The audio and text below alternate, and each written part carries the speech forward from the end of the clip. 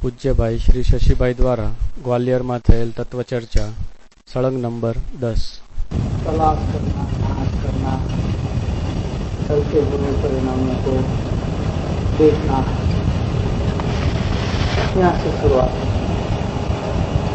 ये तो क्या है कि जो हमारी समझ है, जो बात हम पढ़ने से सुनने से सम्मत करते हैं,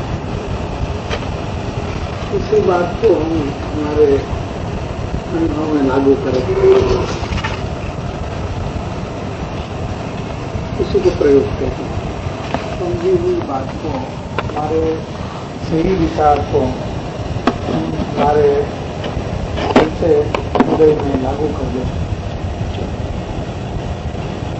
और हमारा अनुभव और हमारा विचार में अंतर टूटे, अंतर नहीं रहे, किसी उद्देश्य से हम लागू करें मतलब उसी उद्देश्य से लागू करें।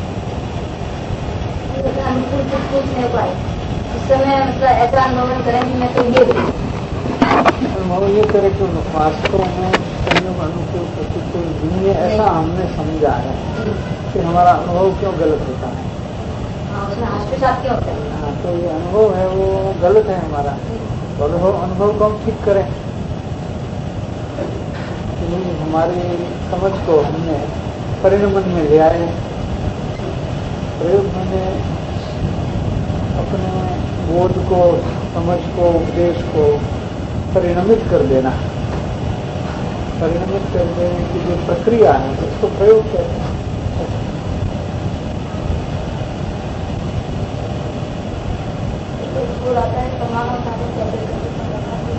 ये भी आकृति का स्मरण होते ये नहीं चाहिए, की आकृति स्मरण होते ये नहीं चाहिए, स्मरण में नहीं चाहिए। नहीं मतलब वो तो यही है कि देह की आकृति का स्मरण होते ये नहीं चाहिए, ऐसी आकांक्षा नहीं होनी चाहिए। बाकी ये हमें नहीं होना चाहिए, ऐसे आकृति ज्ञान में नहीं आनी चाहिए। ऐसा नहीं होना चाहिए। क्यों कि जिस काल में जिस ज्ञा का रूप ज्ञान होने वाला है तो उसी काल में उसी ज्ञाकार होने वाला है, तो उसका हम निषेध करेंगे तो हमारी उसी काल की अवस्था का हम निषेध कर रहे हैं। तो जरूरी नहीं तो अपने सामने टीवी रखा हुआ है, टीवी रखा हुआ है, मतलब ऐसा चल ग्रहण करते हैं ना कि अब टीवी रखा है, अब ये भी ये ज्ञाता हो रहा है, तब ये नहीं चाहिए।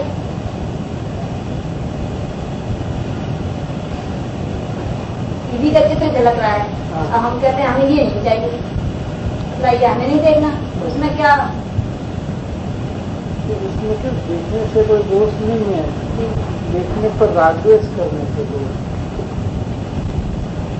किसी चीज देखने से दोष नहीं होता, लेकिन इसमें अच्छापन या बुरापन की कल्पना होने से रागद्वेष रूप दोष होता है। तो हमें यहाँ कार्य करना है कि जब कोई चीज अच्छी बुरी नहीं है फिर हमें अच्छी बुरी क्यों लग रही है। ध्यान में आवे उसमें कोई दोष नहीं होता, लेकिन लगने से दोष होता है। ये अनुभव की भूल है, वेदन की। तो समझ की भूल, जैसे हम चर्चा में लेते हैं, समझ की भूल तो हम विचार से, समझ से निकालते हैं, लेकिन अनुभव की भूल नहीं निकालते हैं। तो हमारी श्रद्धा तो अनुभव के साथ रहने वाली है। जो बात कुछ समझ में आई उससे कोई श्रद्धा में कार्य नहीं हो रहा है, तो जानकारी पड़ी रहती है, इसका यही कारण है कि जानकारी में इतनी ताकत नहीं है कि उस श्रद्धा को बदले। अनुभव में वो ताकत है कि वो श्रद्धा को बदल दें। इसलिए जानकारी वाला ज्ञान को अनुभव ज्ञान तक ले जाना है, या जानकारी को अनुभव में उतार दी है, फिर श्रद्धा तक काम हो जाएगा। जैसे अपन को तो ये लग रहा है कि इसमें हमें रागद्वेष नहीं हो रहा है, मतलब थोड़े काल हमें ऐसा लगा है, लेकिन दूसरा चीज जो देखेगा वो तो कहेगा ये इतना पढ़ते हैं और फिर भी ये टीवी क्यों देखते हैं। फिर हमें तो किसी से मान नहीं लेना है, दूसरा हमें ऐसा देखे तो अच्छा, ऐसा भी मान हमें नहीं लेना। जैसे हमें किसी चीज देखकर रागद्वेष नहीं करना है, वैसे किसी से हम मान अपमान की भी अपेक्षा नहीं रखते हैं। इस इसलिए हमारी सहज क्रिया से किसी को क्या भी लगे हमें इससे कोई मतलब नहीं। हमें तो हमारे गुण दोष से मतलब है। तो उनको सही बात मालूम हो जाएगी तो अपनी बात को ठीक करेगा, अगर नहीं ठीक करेगा तो हमें इससे कोई मतलब भी नहीं। और किन की धारणाएं हम बदल सकते हैं। दुनिया में तो ऐसे भी लोग होते हैं कि तीर्थंकरों का भी बात करते हैं, ज्ञानियों का भी करते हैं।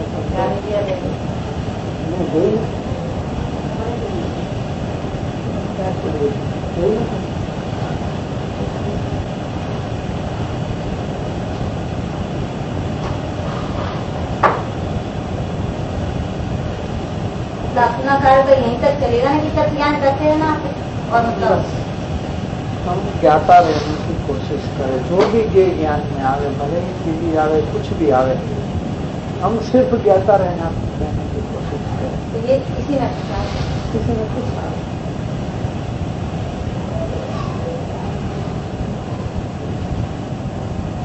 जैसे दो बच्चे लड़ रहे हैं तो अपन देखते रहे मतलब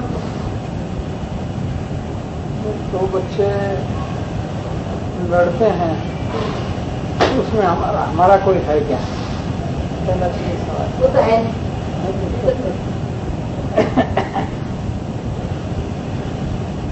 लड़ते हैं तो दुखी होते हैं, तो हम तो ये चाहें कि कोई दुखी नहीं हो गया। कैसे? इस दृष्टिकोण से हम उनको कहें कि आप मत लड़िए, क्यों दुखी हो रहे हैं? इतनी बात है।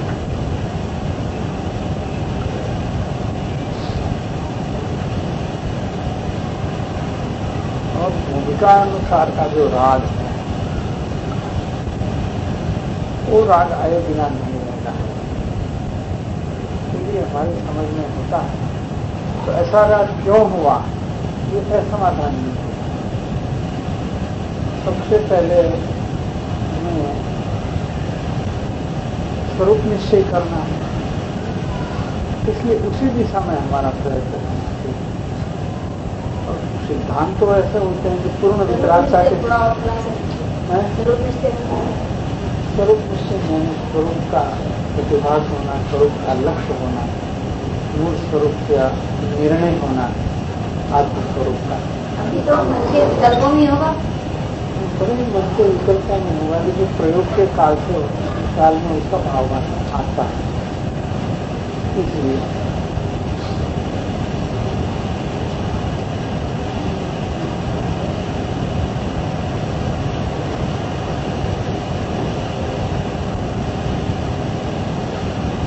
पूर्ण वितरागता के जो सिद्धांत हैं,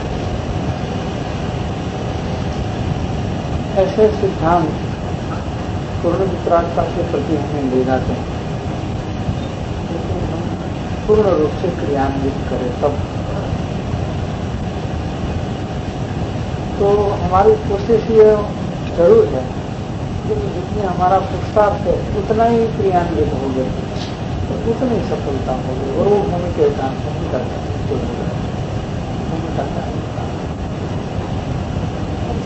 अपन जो स्वाध्याय की इससे थोड़ी मतलब ऐसी शांति घर गृहस्थी में जो पहले के परिणाम थे और उन परिणामों से आज अपन देखते हैं स्वाध्याय से कितनी मतलब घर गृहस्थी में शांति तो हो क्या है? वो कषाय की मान्यता है, वो कषाय की मान्यता हमारे कुछ समझ से हुई है।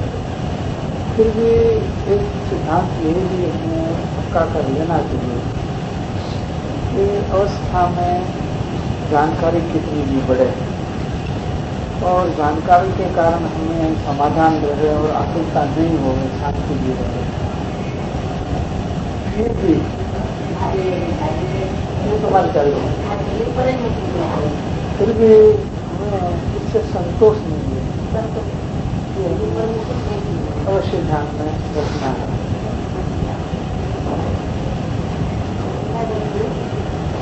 अब इधर सामान उठा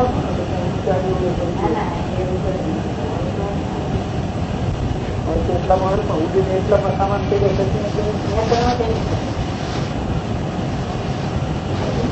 તમારા શું બીજા થઈ જાય क्या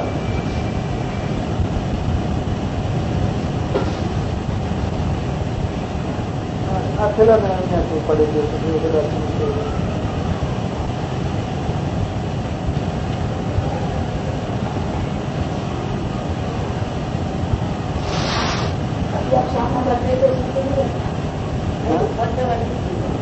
बंद करी बेच नहीं पड़ेगी, बंद करी नहीं पड़ेगी।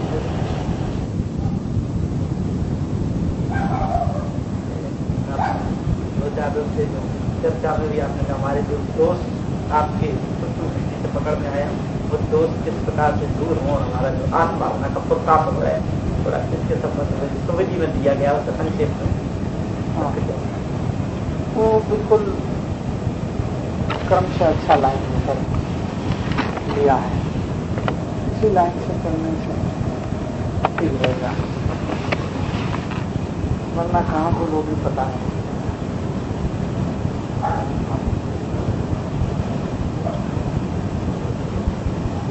जीवन में परिपूर्ण होने का ध्येय आता है तो वैसे जैसे आत्मा ही आत्मा का गुरु वैसे बन जाता है कि अपनी पूर्णता के अनुसंधान के खिलाफ जो भी बातें आ जाती है, हमारी जो पूर्णता का लक्ष्य है, हमारी जो भावना है, उसमें पता चल जाता है कि अनुकूल हमने जो तय किया है इससे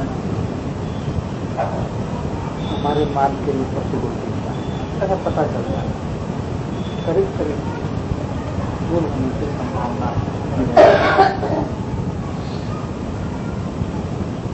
बहुत महत्वपूर्ण बात गुरुदेव ने अपने अनुभव से निकाली और जितने भी साधक हुए उन सबों का यही अनुभव है। बात करी गुरुदेव ने, सभी साधकों का यही अनुभव है। अनुभव से सिद्ध हो चुकी है चीज, उस लाइन को छोड़ करके हम दूसरी लाइन से काम करना चाहेंगे, होगा भी कैसे?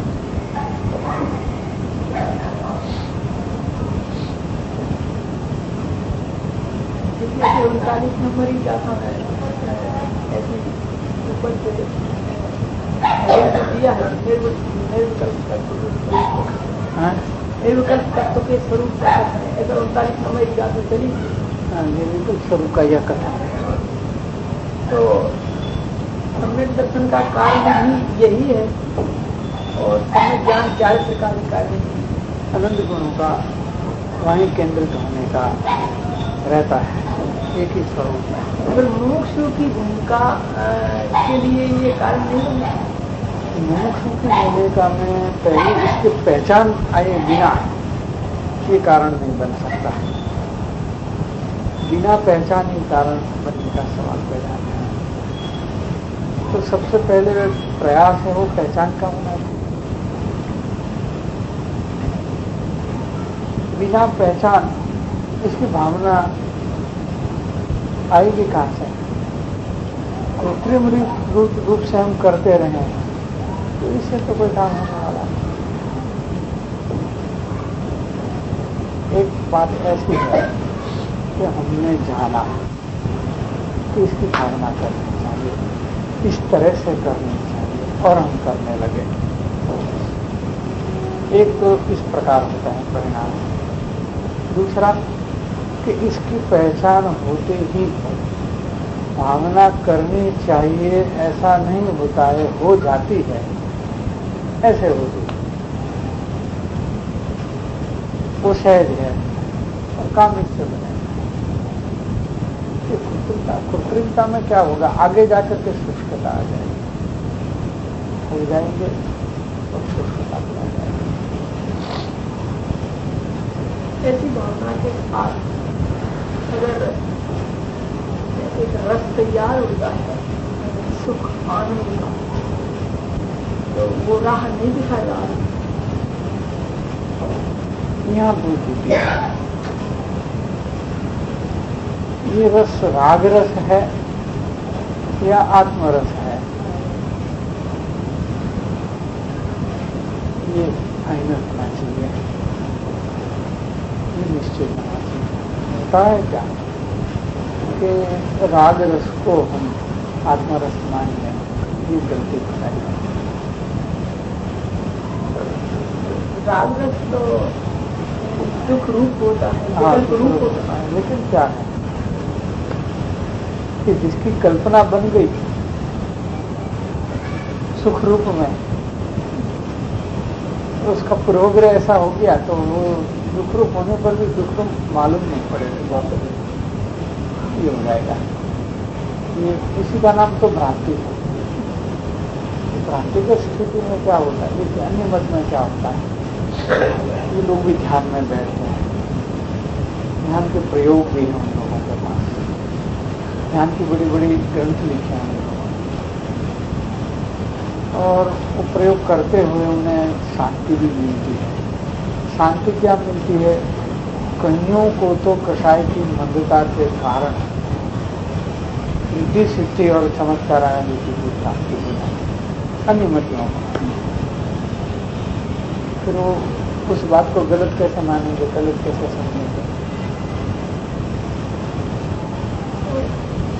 उसको ठीक नहीं है, गलत रास्ते पे वो है, ऐसा वो कैसे समझ सकते हैं अपने आप को? मानेंगे ही नहीं।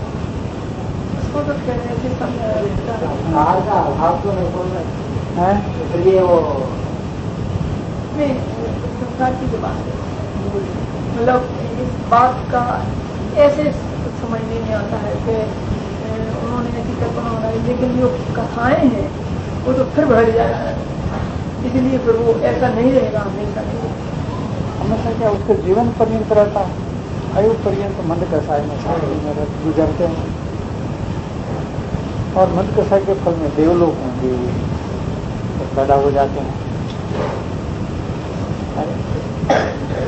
उनकी कुछ सीमा है कि इससे इतने तक ही हुए देव बन सकते हैं, इससे ऊंचे के नहीं बनेंगे।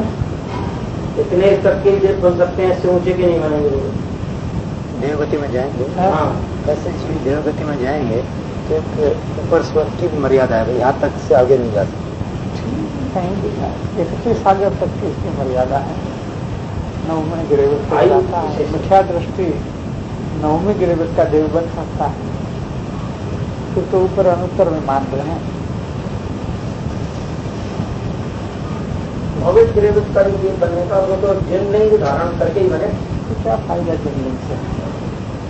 ऐसे जिनलिंग से भी क्या फायदा? फायदा तो हाँ, चल जाएगा फिर निगोद में सेकेंडरी नहीं, अन्य मत की अपेक्षा से कहना वो तो मेरे तो दोस्त दृष्टांत दिया वो अन्य मत से जाए या जिन मत से जाए, जगती रह गई वो परिभ्रमण कराएगी।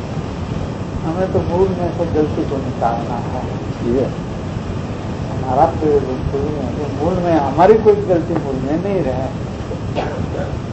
तो उसमें क्या होता है कि जो राग रस आता है, जो आनंद आता है, शांति आती है, वो वास्तव में आत्मिक है या विजातीय है, इसकी पहचान कहाँ से होगी? ये मुद्दे का सवाल है। जीव अपने आप में धोखा खाता है, उनको लगता है कि सही है। ज्ञान में जानकारी बढ़े और परिणाम में शांति भी बढ़े, वो उसको कैसा पता चलेगा कि मैं गलत रास्ते पे हूँ? कैसे पता चलेगा? तो हमें ज्ञान भी मिला है और ज्ञान का फल भी मिल रहा है ना? और वो मिलान भी ऐसे करेगा। तो पहले तो हमें ऐसा नहीं होता था, पहले तो ऐसे आकुलता होती थी, अब नहीं हो रही, क्योंकि हमें समाधान आता है, समाधान ज्ञान करता है।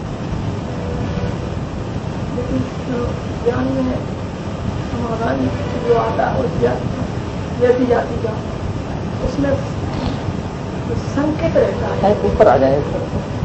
जो नकली समाधान है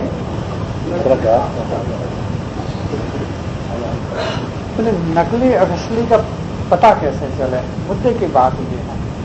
शंका से मालूम पड़ जाता है, वो संकेत नकली से मालूम नहीं रहता, संकेत रहता है। संकेत रहता है उनको, तो जिसको अपने परिणाम पर नजर जाती है और जांच होती है तब पता चलता है। कहीं तो वैसे ही बखम में चले जाते हैं सारे जीवन, निसंगतया।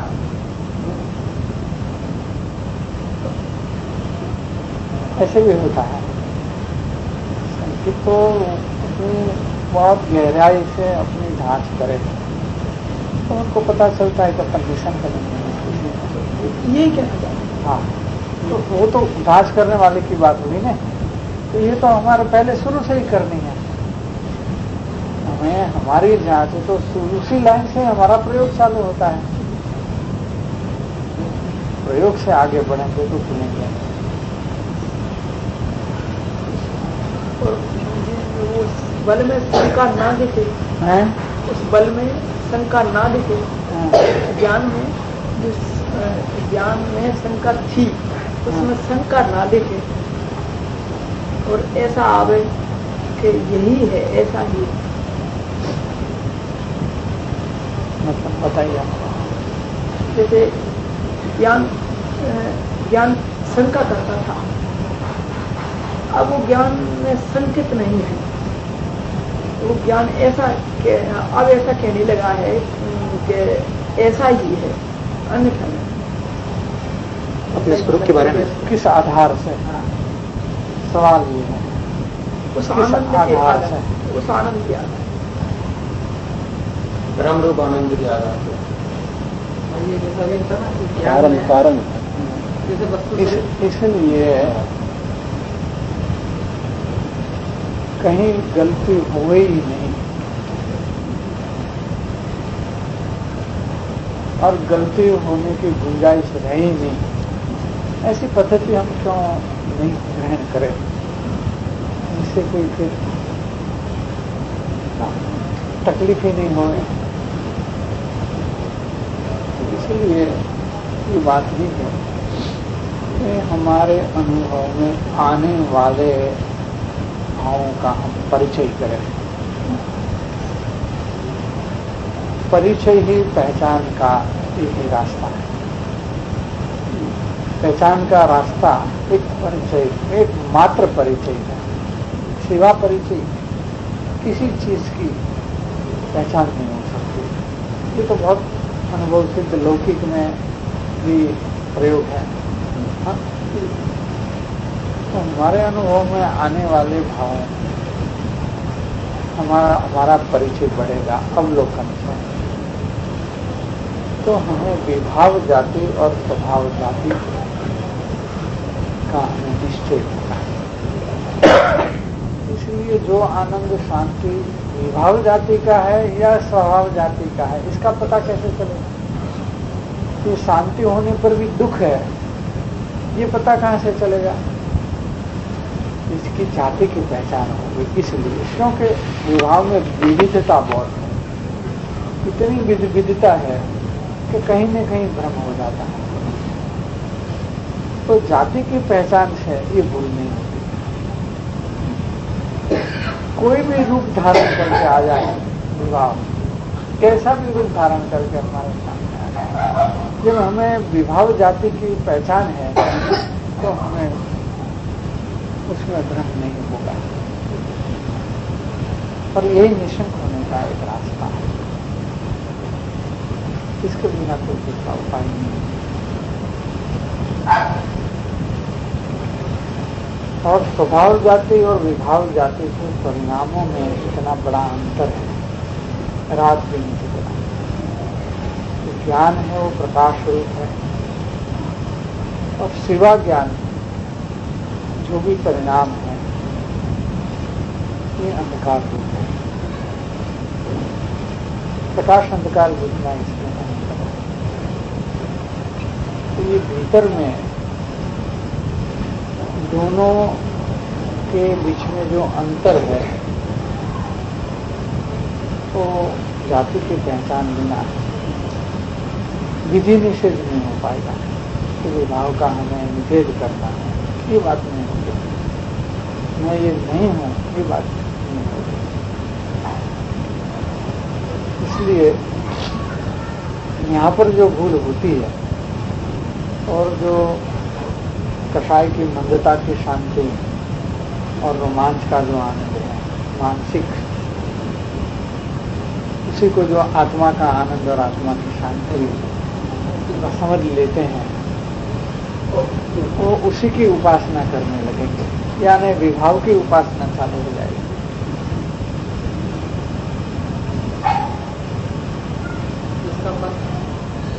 इसका फल 4 गति और अंतिम निगोध, अंतिम निगोध, अंतिम फल निगोध।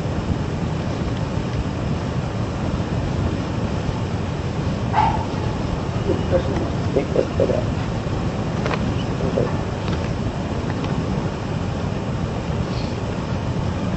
मैं शुद्ध हूँ, गायक हूँ, राग द्वेष से रहित हूँ, रूप रस गंध वाला नहीं, कसायों से रहित हूँ, मदरहित हूँ, निशल्य हूँ, ऐश्वर्यहीत, मूढ़ता भय रहित हूँ, मिथ्यात्व रहित हूँ, शुद्ध अरूपी दर्शन ज्ञान स्वरूपी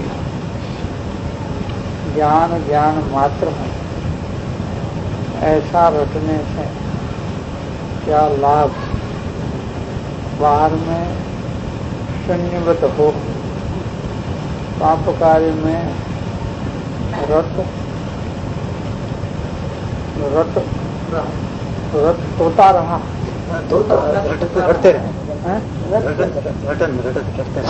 रत तोता रहा, मैंने रट रहा, तोता रटन, रत तोता रटा, रत तोता रट, बाहर में रत तोता रट। ज्ञान में क्या लाभ, आचरण में ज्ञान नहीं आ रहे, इस रटना से क्या लाभ, इस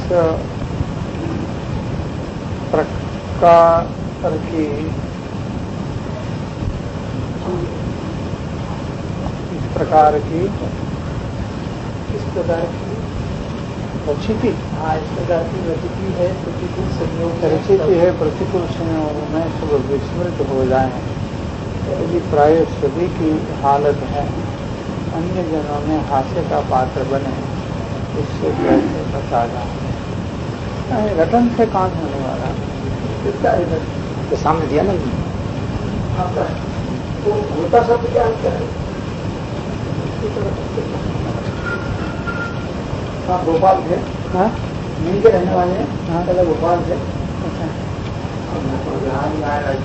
ऐसा बोलते क्रिया वो पाप क्रिया नहीं है तो फिर हाशी का पाप कैसे बचा वास्तव में ऐसे है कि हमें आत्मस्वरूप के विषय में अस्थि नास्ति से जानकारी तो कर ली और अस्थि का रटन भी कर ले, नास्ति से भी रटन कर ले, मैं वो नहीं, मैं वो नहीं, ऐसे विकल्प चलते रहे, रटन चलते रहे, इससे कोई काम होने वाला नहीं, नुकसान अवश्य हो सकता है, काम नहीं होने वाला। काम तो सही पहचान सकता है, उसकी पहचान होवे तो भी काम होगा, चीज की पहचान नहीं होने से क्या पता सकता। इसलिए सबसे पहली बात है कि आत्मस्वरूप की पहचान करना और पहचान के लिए तीव्र जिज्ञासा में रहना, ये सबसे पहला मैंने छोटा करना है। भाई का प्रश्न है, ऐसे हमारे बहुत मनुष्य देखे हैं कि गायक हूँ, गायक हूँ, गायक हूँ करते रहे और उतने शून्यवत रह जाए कि पागलवत दिखे, पागलपन भी आ जाए, पागलपन भी आ जाता है, कोई काम नहीं होता, रटने से कोई काम नहीं।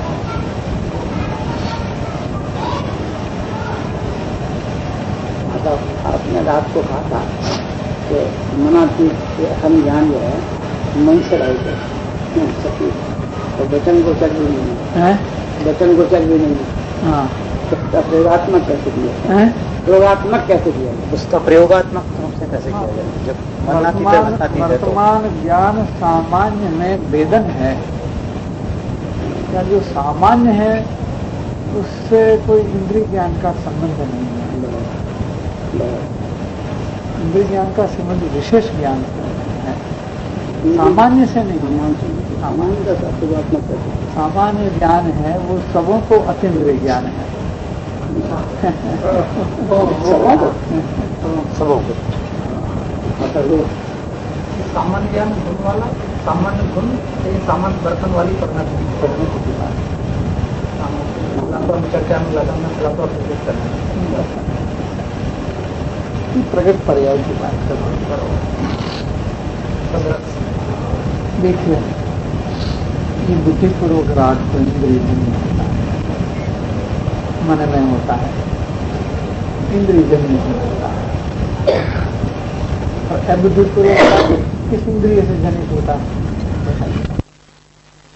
इंद्रिय सीधा बिना इंद्रिय के माध्यम से सीधा ही उसका क्या होता है? उदय भाव है ना, सागादी भाव है वो बुद्धिपूर्वक होता है, अबुद्धिपूर्वक हो, लेकिन अबुद्धि भाव में जाता है वो, तो उदय के साथ सीधा संबंध होता है, जिसमें इंद्रियों का निमित्त नहीं पड़ता। ऐसे ज्ञान में भी, इंद्रिय ज्ञान में इंद्रियों का मन का निमित्त पड़ता है, लेकिन जो सामान्य है उसमें कोई निमित्त नहीं पड़ता। जैसे राग में नहीं पड़ता, तो ज्ञान में तो क्यों नहीं पड़े? क्यों ऐसा नहीं हो? यहाँ से अनुभवांश से प्रतीति आती है, अनुभवांश से प्रतीति आती है। गुरुदेव ने ये शब्द प्रयोग ऐसे कहे कि राग से, राग का अंशतः अभाव करके ये निश्चय होता है, पहचान होती है। पहचान किस अवस्था में होती है? कि राग का अंशतः अभाव होने पर पहचान होती है, प्रयोग के काल में पहचान होती है। भले उस काल में विकल्प है, लेकिन मात्र वैचारिक भूमिका में पहचान नहीं होती, प्रयोग के काल में पहचान। मैंने पहचान की भी उपलब्धि या सिद्धि को ये प्रयोग से है, पहचान की भी। जो अनुभव की तो सवाल ही कहाँ है? अनुभव की नहीं, अनुभव की तो सिद्धि है, सिद्धि शादी बात है। प्रयोग करने वाला सामान्य ज्ञान होगा, प्रयोग करने वाला सामान्य ज्ञान होगा, पहचान भी सामान्य ज्ञान। तो फिर सामान्य ज्ञान तो सभी को है, सभी को है, लेकिन जब वो प्रयोग के काल में अपने विशेष को अपने सामान्य पर ले जाता है, अपने विशेष उसको उधर ले जाता था, तो इधर ले गया। तभी कहा गुरुदेव ने कि राग का अभाव करके उन्हें नहीं किया, ये हुआ। उपयोग जो कर जाता था, बहिर्मुख था, वो उपयोग अपने आप में अपने तो सामान्य ज्ञान तो अपने आप में था। सामान्य ज्ञान क्या है? कि अपने ज्ञान पर्याय का अंतरंग है। क्या ये जो ज्ञाकार ज्ञान है वो अपने ज्ञान पर्याय का बहिरंग है। एक पर्याय का दो अंग है, एक अंतरंग है, एक बहिरंग है।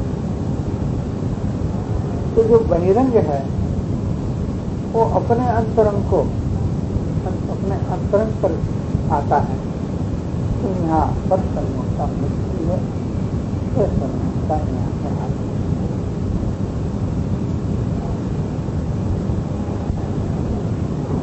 ज्ञान जो अंतरंग ज्ञान की तरफ वो साधन होगा, तो अंतरंग जो ज्ञान है सामान्य, ये तो वेदन रूप है।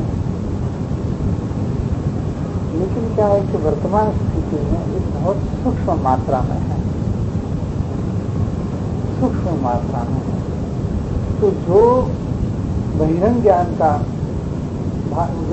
का जो बाह्य अंग था उनको सूक्ष्म होना पड़ता है, उसको ग्रहण करने में सूक्ष्म होना पड़ता है। तो सूक्ष्म अनुभव दृष्टि है इसकी पहचान।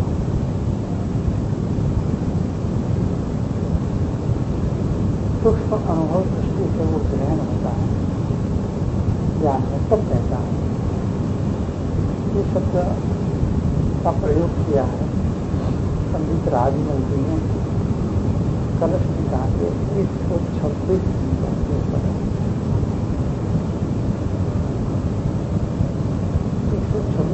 का जो कलश है वो संवर भी कहा था, जो 3 गाथाएं प्रारंभ की चली भेज जाए उसी पर लिखा गया वो कलश।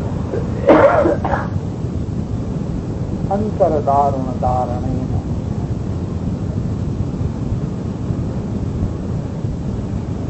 अंतर दारुण दारण दारण मैंने विदारण करना, अंतरण दारुण मैंने तीव्रतया,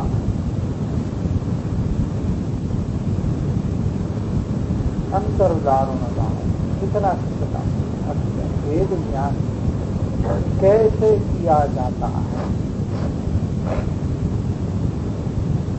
तो भीतर में वेद ज्ञान के विकल्प रटन मात्र विकल्प मात्र नहीं करके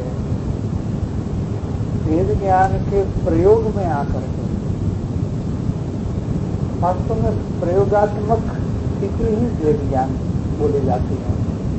विकल्पात्मक स्थिति को वेद ज्ञान बोला भी नहीं जाना चाहिए, जिससे गलती का कोई अवकाश नहीं है। तो उस वेद ज्ञान के प्रयोग में ये स्थिति आती है।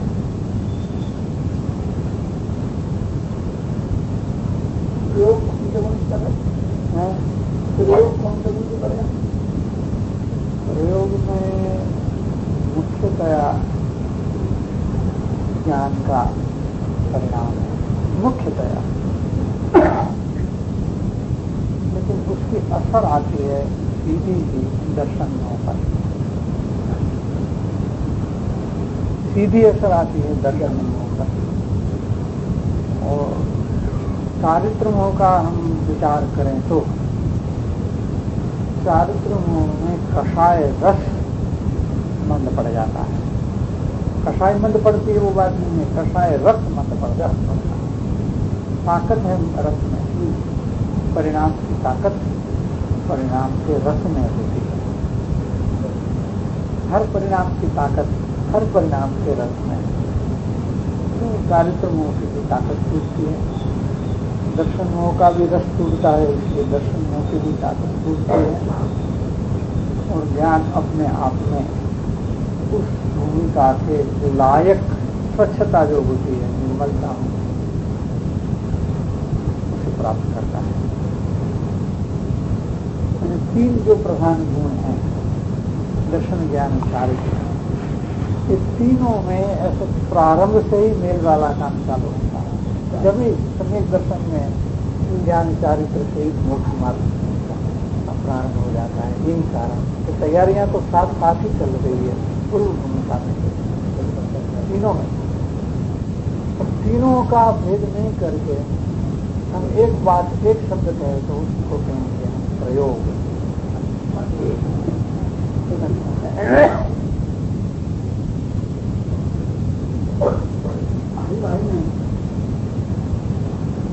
पंद्रह मिनट प्रयोग, 15 मिनट ध्यान, फिर बोल लिखे ऐसा करना चाहिए, ऐसा करना चाहिए।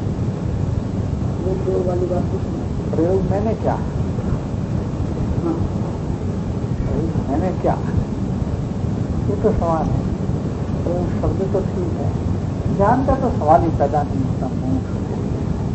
तो जो चीज ज्ञान में आई है नहीं, तो ध्यान किसका करेगा, कल्पना कर बैठेगा। ज्ञान का तो सवाल ही पैदा नहीं। ध्यान की बातें की भूमिका दिशा में जो कर्म है वो मोक्षों के जो क्रम है उसको नहीं होता और सीधे ही क्रम विपर्यास में आप बढ़ते हैं। काम करने तो नहीं करने से बचता है, एक घंटा हम करें नहीं करने से बचता है। एक घंटा हम सही काम करें, गलत काम नहीं करें और वो परिपक्व होता जाएगा। जब हमारे पास एक घंटा है दूसरे उदय में हम नहीं जा रहे हैं तो हम सही काम करें, इसका सदुपयोग करें। क्रम छोड़ के हम गलत काम क्यों करें?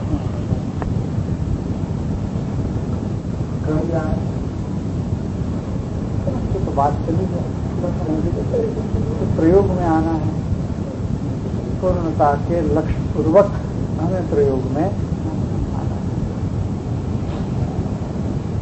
पूर्णता के लक्ष्य में एक सबसे बहुत बड़ा काम हो जाता है, वो वही होता है कि लगन बढ़ जाती है। हमारे आत्महित की लगन इतनी बढ़ जाती है कि हमारे प्रयोग चालू हो जाते हैं। प्रयोग भी हमें करना नहीं पड़ता, हमारे प्रयोग चालू हो जाते हैं। यही पूर्णता के लक्ष्य की सुंदरता है कि किसी भी पर्याय का करना धरना ये शुरू से नहीं रहा हमारे। एक लक्ष्य बांधने से लगन भी करने नहीं पड़ती है, लगन हो जाती है। इतनी लगन पैदा हो जाती है, भावना पैदा हो जाती है। इस भावना का फल आए बिना नहीं है, निष्फल नहीं होता।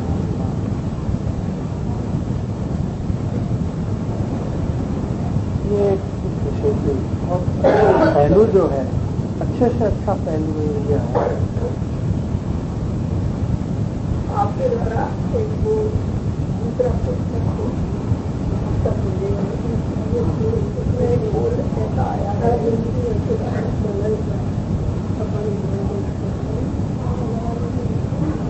विचार करना नहीं पड़ता है, विचार हो जाता है। तो जो मुमुक्षु है उसने ऐसा ये बनाया है, तो कुछ अवस्था में उसको ऐसा विचार आए बिना होता है।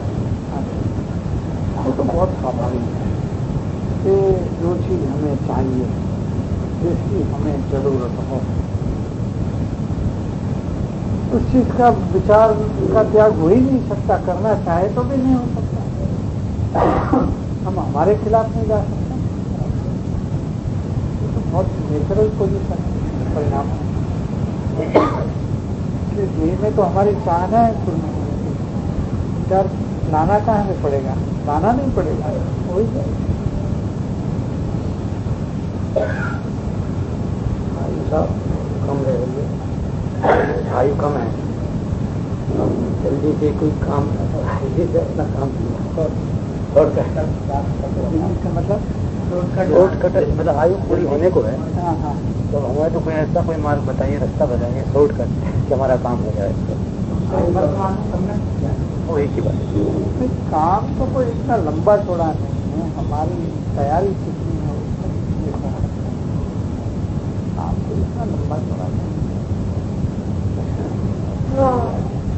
अपने आप में एकत्व करने में हम ही जितने खड़े हैं और तो कोई जितने खड़े ही नहीं है। हमें हटना है, दूसरी चीज तो खड़ी नहीं है। एकमात्र आत्महित करना है, उसे कोई दिक्कत नहीं, कोई कठिनाई नहीं। इसमें जिसको बोल है उनको सभी आपत्ति होगी।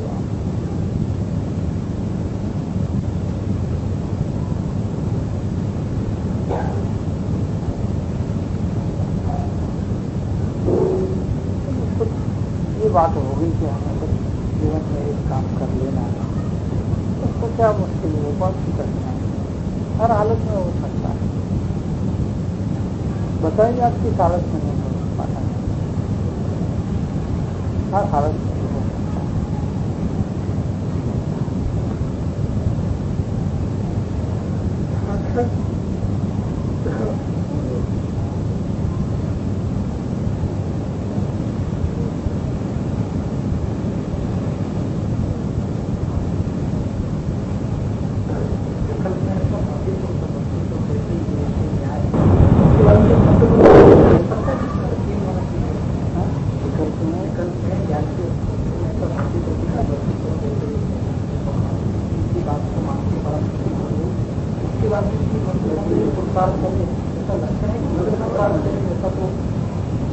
विकल्प में कम ऐसा भाषित होता है, लेकिन किस आधार से? क्या है सबका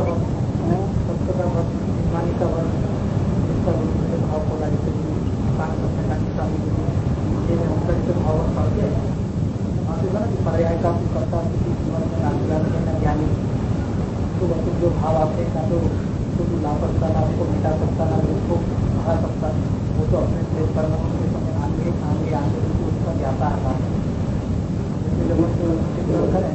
परिणाम जो है दो प्रकार से चलते हैं। दूसरा प्रकार में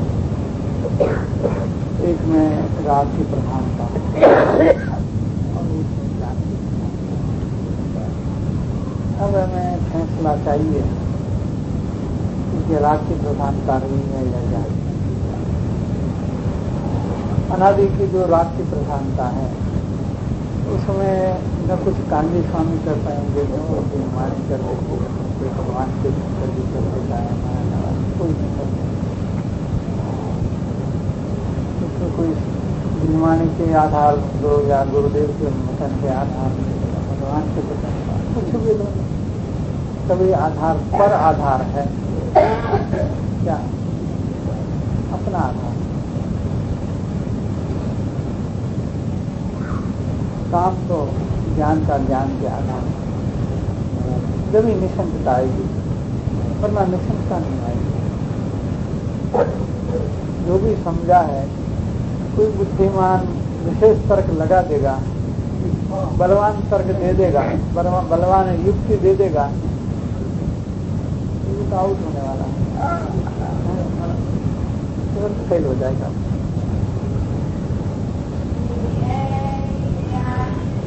कल्पना में कोई दम नहीं है, कल्पना में कोई ताकत नहीं है।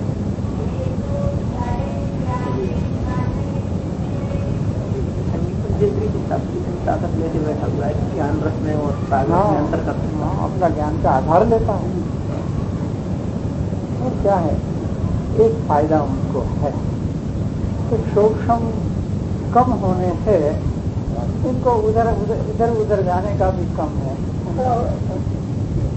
क्या जैसे जिनको पुण्य का उदय बहुत है तो उनको विषय भी बहुत है,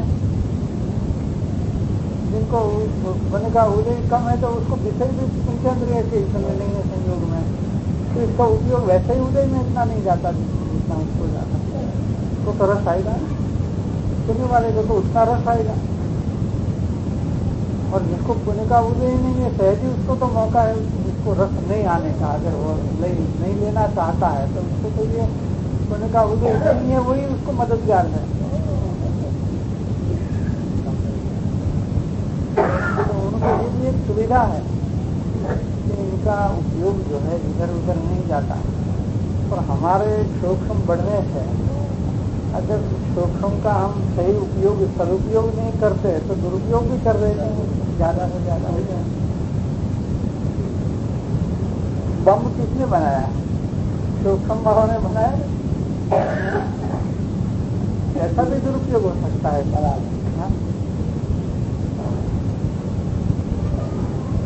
और शास्त्र में पंडितों का संसार कौन है?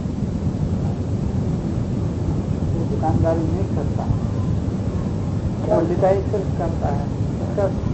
उसका संसार कौन है? संसार है।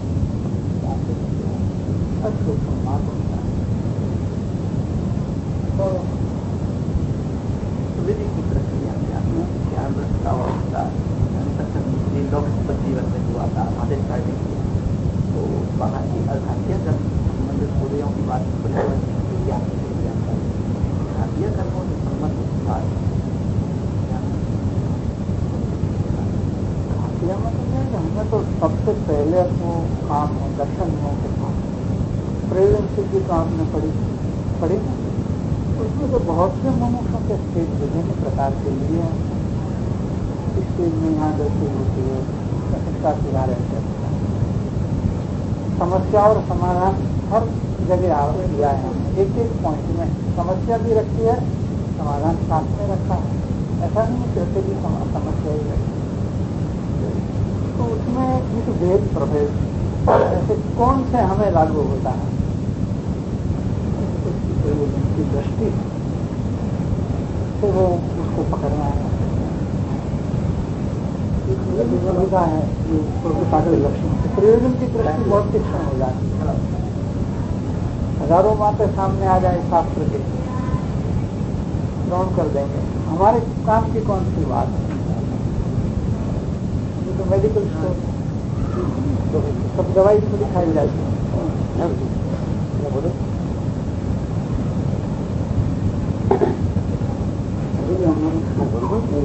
धर्म के प्रताप से धर्म करने से लौकिक और मोक्ष को भी प्राप्ति होती है, ऐसा मानते हैं आचार्य ने 35 साधना था।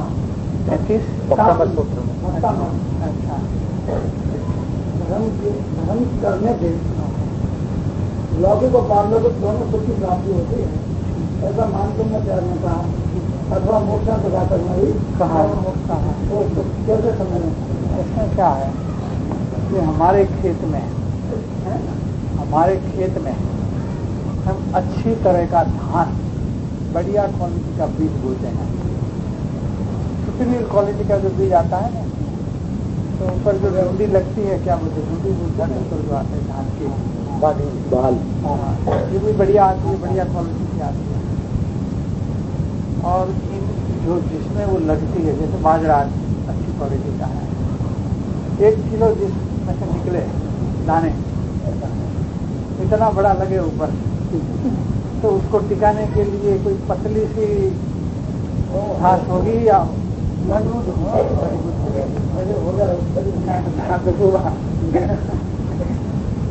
तो बीच में होने वाला है, स्वर्गाधिक का भाव है, ये सब बीच में होने वाला है। लेकिन ये घास फूस चिड़ियंच खाते हैं, मनुष्य नहीं खाते। कौन खाते हैं? हमारी नजर इस पर नहीं होती है। हमारे गोदाम तो धान के भरे हुए हैं, थोड़े घास के लिए हम गोदाम भरेंगे, खाना ही नहीं है।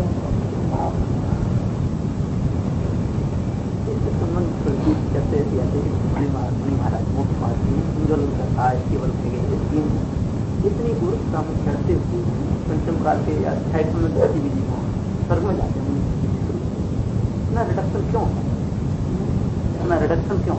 एकदम साथ में गुण स्थान से वो कहाँ इतना समय के पूर्णता से आत्मभावना अंदर में चारित्र मोह भी अत्यंत हीन कर दिया, वो उग्र पुरुषार्थ कर रहे, कदाचित आयु कम हो, इतना परिश्रम ऐसा क्यों मिल जाता है? क्यों कहाँ जाता है? चतुर्थ गुण सात में से चौथे में आता है।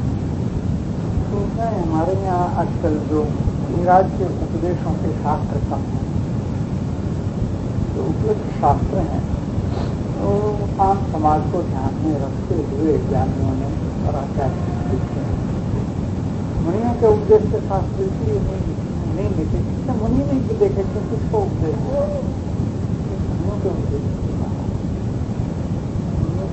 दिया गया है।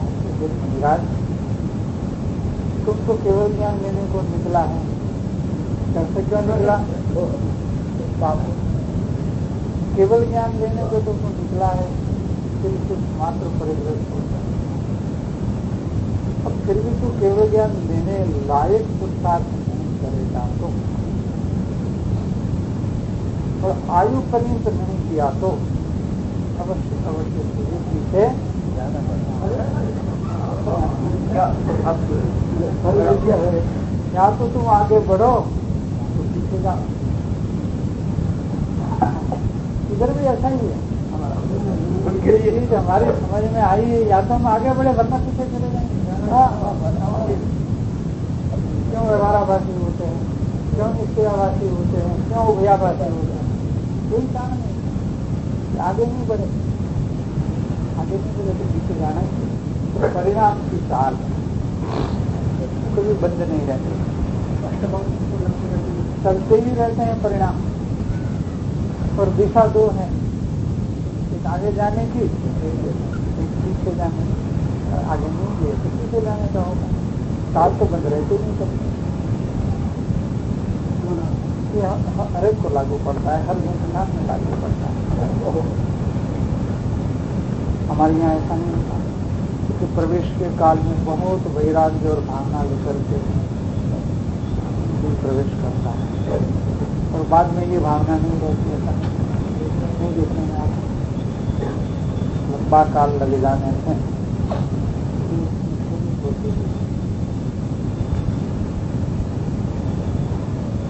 इसलिए शुरुआत हुई है तो लंबा काल नहीं लगे, इसमें सतर्क रहना है।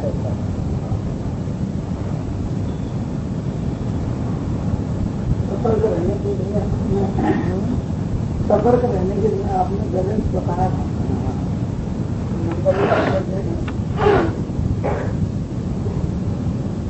तो जो बैलेंस बताया था तो बैलेंस जो हमारा लक्ष्य को स्थापित करना ऐसा था। संतुलन का सारा प्रकरण लिखा है अथवानुशीलन में। एक प्रकरण ही हमने लिख दिया है, पर्टिकुलर एस्पेक्ट पर, खास मुद्दे पर कैसे लिखा है। मुद्दे की बात तो हमारे यहाँ बहुत चर्चा में है, काफी चर्चाएं चलती है, तो फिर हर मुद्दे पर अपना विश्लेषण भी चल जाता है। कभी कभी इसके पर एक आर्टिकल तैयार हो जाता है, किस प्रकार से कहाँ किस मुद्दे पर बैलेंस रहना है, संतुलन रहना है, इसके भेद प्रगति में इस प्रकार मैंने क्या मतलब है कि हमारे आत्महित होने में कहीं ऐसा नहीं हो जाए कि हम हमारे आत्महित के मार्ग से कुछ दूसरे मार्ग में चल जाए, उसी का नाम बैलेंस। व्यापार में भी यही करना पड़ता है, व्यापार में क्या करना पड़ता है, जीवन में प्रैक्टिकली क्या करना पड़ता है, हर एक के साथ एडजस्टमेंट करना पड़ता है। यही बैलेंस है। आप तो अच्छी तरह जानते हैं, ग्राहक तो माल मुफ्त में मांगेगा, अगर आप मुफ्त के लिए तैयार होगा ना तो कहेंगे कि हमारे घर पहुंचा हो, ये भी आपको खुद करना है। हमारे यहाँ मूंगफली बहुत होती है सौराष्ट्र में। एक जमाने में ऐसा थे कि जो तेल मिल वाले थे उनके मूंगफली के छिलके जो है उससे ढेर के ढेर हो जाते हैं, जगह ही नहीं रहे तो किसी ऐसे की जगह बहुत रोकती है, तो वो खाने में आती है, वो एक्सपीरियंस खाते हैं गया और अलग अब तो खली में वो बनता है, कैटल फूड बन जाता है। इस जमाने में नहीं बनता था कैटल फूड, तब उसको उठाने के लिए हम मुफ्त में दे देते थे। क्या कि जिसको लेना है ले जाए, हमारे यहाँ तो ले जाने वाला ऐसा नहीं ले जाते थे। आप तो मुफ्त में देंगे लेकिन ले जाने का यही कौन और गरज हो उसको देना भी पड़ता था।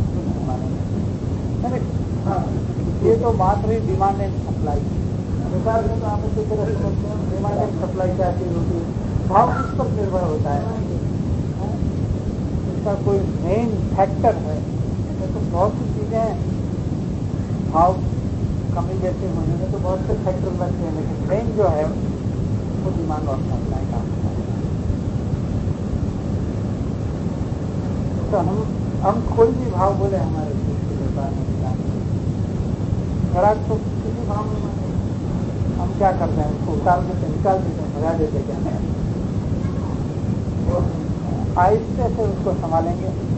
क्या करेंगे, मुफ्त में मांगने वाले के प्रति या हमारे पड़तर है कॉस्ट प्राइस से भी कम भाव में मांगने वाले के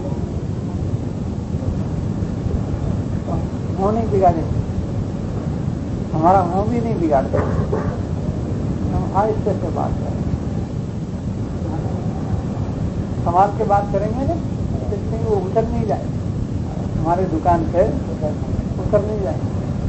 और कुछ भी भाव में मांगेगा, हम हमारे भाव में उसको देंगे, जब हमारी चतुराई हो व्यापार, है ना।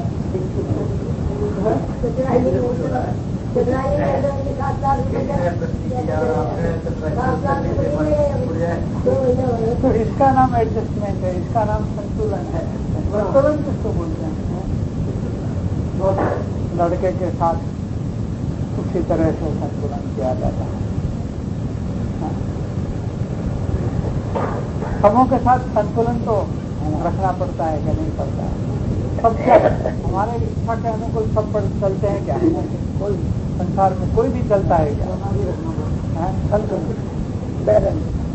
बैलेंस तो रखना पड़ता है, तो ये कला है। मोक्ष मार्ग में भी संतुलन क्यों विषय विरुद्ध है, एक ध्रुव है, चलित अंग है। मोक्ष मार्ग में भी रागादि आते हैं भूमिका के अनुकूल, आते हैं, आते बिना रहते नहीं। प्रशस्त राग, प्रशस्त द्वेष दोनों आते हैं, संतुलन तो नहीं रहता, मार्ग बदल जाता है, काम बिगड़ जाता है पूरा। इसी का नाम संतुलन। चलने में भी क्या करता है, हमें चलना है, उधर ट्रैफिक पड़ता है तो थोड़ा उधर जाना पड़ता है। चलना है तो हमें सीधा आगे बढ़ना है, ट्रैफिक बढ़ जाता है तो थोड़ा आगे सरकना पड़ता है। इसका नाम संतुलन है।